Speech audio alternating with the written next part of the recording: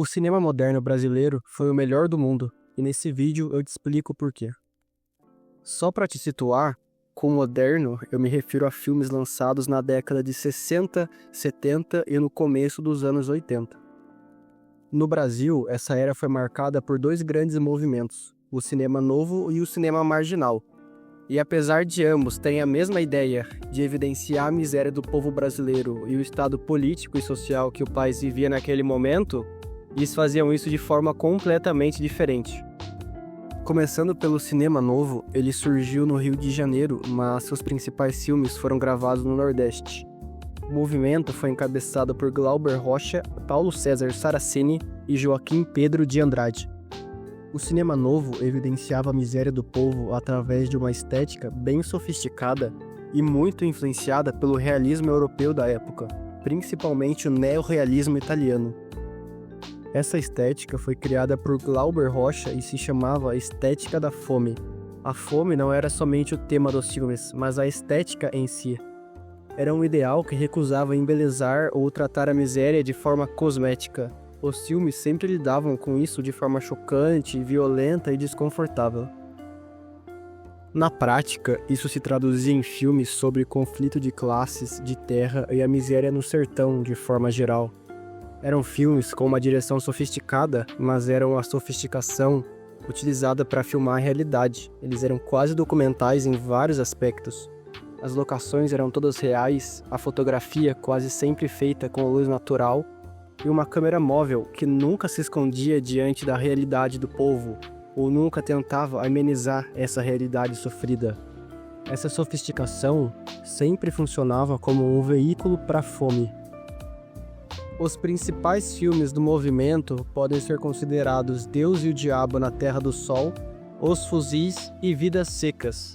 Mas aqui eu vou falar sobre Deus e o Diabo na Terra do Sol, que conta a história de um vaqueiro que se cansa da exploração de seu patrão e acaba matando esse patrão.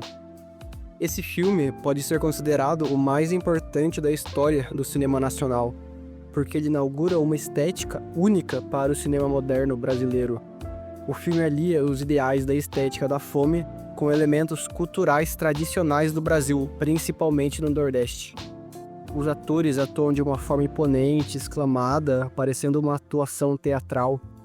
E também tem uma forte presença de figuras como os cangaceiros, Padre Cícero, entre outras. Assim, elas transformam o filme em uma espécie de cordel encenado. Já o cinema marginal, ele surge em São Paulo, mais especificamente ali na região da Boca do Lixo. Ali, grandes diretores como Rogério Sganzerla, Júlio Bressani, André Tonati e muitos outros também produziam filmes que, diferente do cinema novo, eles abordavam a pobreza do povo de uma forma irônica e escrachada. Enquanto o cinema novo trabalha com uma identidade única, o marginal é uma combinação de referências que vão desde o cinema B americano, com detritos culturais do primeiro mundo e aspectos da cultura urbana brasileira. A principal identidade do movimento é ser uma crise de identidade. A mistura de ideias fragmentadas é a principal característica do cinema marginal, mas essas ideias elas nunca são alojadas no filme de uma forma plástica, de uma forma, entre aspas, bonita. Tudo é jogado no filme, as referências vão caindo como detritos de um meteoro. Eles assumem o escracho, a sacanagem e as suas referências, de forma direta.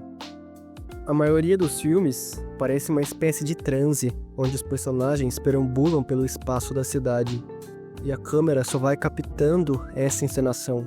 São filmes que representam uma espécie de transe que o povo brasileiro vivia na época.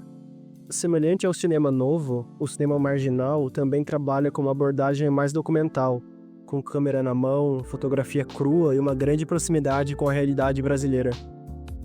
Talvez o filme mais marcante do movimento seja O Bandido da Luz Vermelha, de Rogério Sganzerla. O filme conta a história de um assaltante, apelidado o Bandido da Luz Vermelha, que usa técnicas extravagantes e exageradas para roubar casas luxuosas de São Paulo. No entanto, com os roubos e os crimes, ele acaba chamando a atenção de um policial que começa a persegui-lo.